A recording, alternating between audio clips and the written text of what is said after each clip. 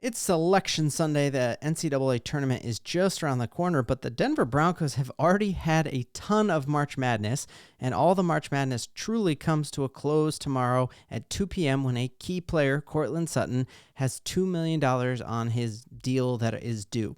So if the Denver Broncos are going to move on from Courtland Sutton, we will know tomorrow by 2 p.m. Let's look at the contract, some of the rumors about where he still might go, teams that might want him, and so much more. If you're new to this channel, my name is Ben. I cover all things Denver Broncos. I've been a diehard Denver Broncos fan since I was a sixth grader walking into Huron Middle School there on Huron Avenue in the Thornton, Westminster, North Glen area. And I still have my Terrell Davis jersey that I wore for that Super Bowl. It's like a belly shirt now. But perhaps if y'all want me to and you give me a comment, I'll live stream the draft in it or tell me not to, and I will keep it in the closet over there. Let's look at the news of the day and some of the rumors. So we had seen this rumor about Courtland Sutton that he might be on the move. We saw that after the Russell Wilson deal fell through and Russell Wilson was cut, we saw that he removed Denver Broncos receiver from his social media bio. We saw him then mentioned in the Russell Wilson-Brandon Marshall interview as like a confidant of Russell Wilson. We then saw when Jerry Jeudy was traded that we saw that he tweeted and Instagrammed and put on all of his social channels the gif of Fresh Prince of Bel-Air, Will Smith, looking around an empty room. And all of that made us think, hey, is Courtland Sutton on the move? We saw that in addition to all of these teams overspending at the receiver position, the Tennessee Titans giving Calvin Ridley ungodly sums of money. And so you see that teams who need a receiver are desperate for it. And that was then shattered by the Chicago Bears picking up Keenan Allen for a fourth-round draft pick. And it was like, man, if Keenan Allen is only getting a fourth-round draft pick, we aren't going to get much more for Courtland Sutton, or are we? So we saw Sayer, who runs predominantly orange and he's on Locked On Broncos, had an awesome article kind of written here about the differences between Courtland Sutton and Keenan Allen. And while Keenan Allen has been a much more productive player in the NFL, has been one of Herbert's favorite targets, we know that Courtland Sutton isn't coming off an injury like Keenan Allen is, has actually been healthier over time than Keenan Allen. He's 3 years younger, much cheaper, and has an additional year left on his deal. So while Keenan Allen only fetched a fourth-round pick from the Bears, I think that Courtland Sutton would fetch even more of that. And tomorrow at 2 p.m. Denver time, we need to know if Courtland Sutton is going to continue with this team or not, because at 2 p.m. tomorrow, the Denver Broncos have to give him $2 million. So we wouldn't do that if we were then going to trade him later, most likely. And what we saw in this Keenan Allen deal to the Chicago Bears, he came out and said multiple teams were inquiring about his services, including the New York Jets, Aaron Rodgers, and the Houston Texans with, obviously, they're building there, and DeMeco Ryans is super eager to build a very great squad, and they had a key receiver got hurt in that Broncos game, so they are also desperate. So my question to y'all in the chat is, what do you want us to see us do with Courtland Sutton? I think that the two sides of the argument are, man, if we could get a second or third round draft pick for Courtland Sutton, is that worth it? Not only does it save us $10 million, but it also gives George Payton more ammo in his quiver when he's going out at the draft. The downside would be if we are drafting a new quarterback in this year's draft, we probably want Courtland Sutton to help develop that talent. We want to have some targets. I think we do have more weapons at the receiver position than a lot of people are giving us credit for. It wasn't that long ago that everyone was saying we had the best receiver room in the NFL. George Payton said that, and then we had some injuries. But while we lost Jerry Jeudy, we heard that Marvin Mims, who made the Pro Bowl as a kick returner, was mostly limited by the fact that he and Jerry Jeudy played the same position. So I'm very high on what Jerry Jeudy can look like. And then Tim Patrick, when he was healthy, looked at least as good. And at times as a possession receiver coming up in the clutch, he looked better than Courtland Sutton to me. So saving $10 million on the cap, we don't need to save it for this year, but the way the cap works is that it does roll over. So that $10 million, if we don't backfill it with another signing, that does roll over next year to give us even more cap room. And when we say more cap room, we already are going to have a massive bag next year. The projection right now, even if we don't move on from Courtland, is that we're going to have $103 million, which is crazy when you take a look at all of, the highest free agency or the cap number for teams going into this offseason was the Washington Commanders.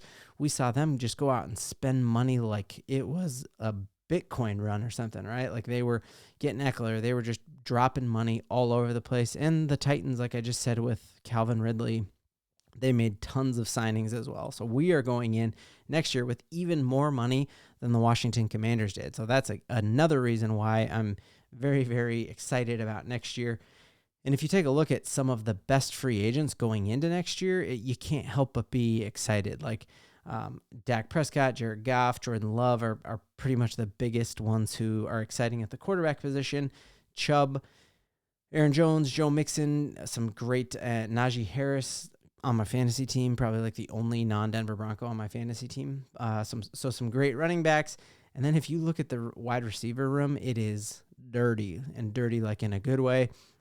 Especially with the headliner of that being Justin Jefferson. My guess is that the Vikings are going to find a way to hang on to him. But there is a ton of talent. Kyle Pitts, I'm still super high on him. He hasn't had the production that we predicted he would out of Florida, but I think there's still a ton of upside there, and he hasn't been used like I think he would be used here. So I think whatever we don't fill in this year's draft, we are going to have some great talent next year.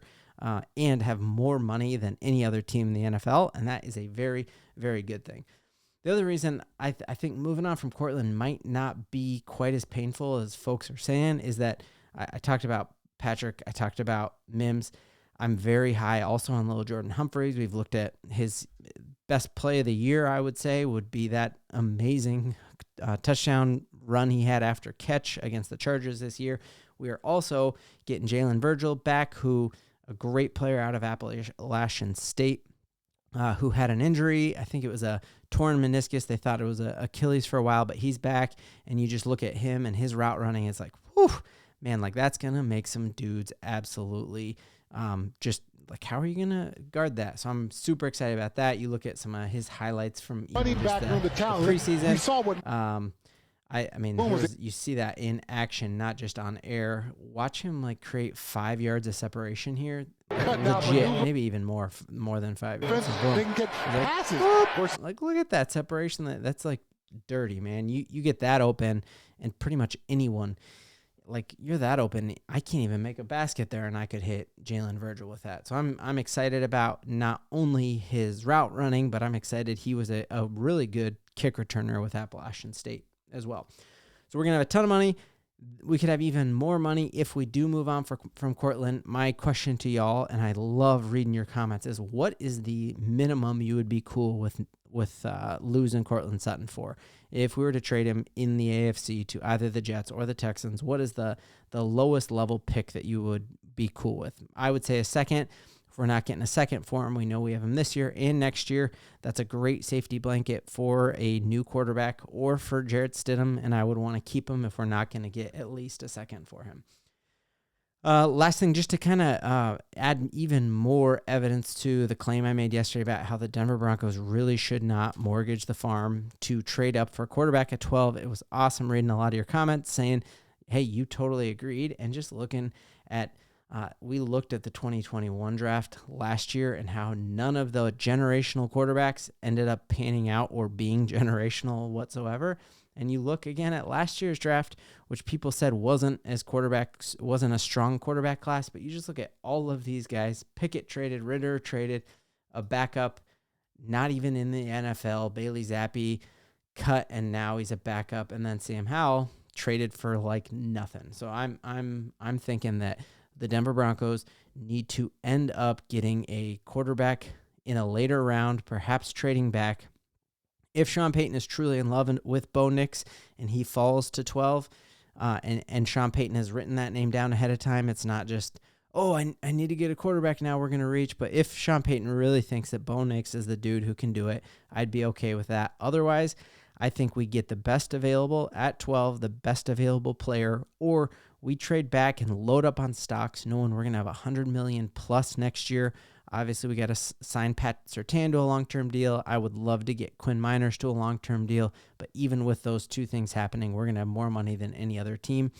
I'm also excited. I made a video a couple weeks ago about this, but Michael Pratt from Tulane or Spencer Rattler as a 4th or 5th round draft pick could be awesome. I think Sean Payton, when he was the coach of the Saints, did a bunch of his practices or his NFL offseason camps, or those scrimmages. Basically, he did them at Tulane University, and so he's very good friends with that coaching staff. And so if Michael Pratt is the real deal, I think he would have an insider look at that. And you just kind of look at how the ball comes out of his hand, and it's got to get you kind of hyped that, man, if you can find him in the 5th round to come in and back up Stidham and fight with DiNucci for a position, that would be exciting. We looked at some of Spencer Rattler's throws yesterday, but I think Bo Nix, hopefully later, not at 12, but if Sean Payton is in love, I'd be cool with getting Bo Nix. Otherwise, and I guess the best case scenario would be somehow JJ falls to us at 12. That does not seem to be the case. So big question of the day, what would you want for Courtland Sutton? We'll break it all down. Broncos Country, thank you for riding with me, and let's giddy up. 3 for 3 right here. I'm feeling it. That's probably never happening again.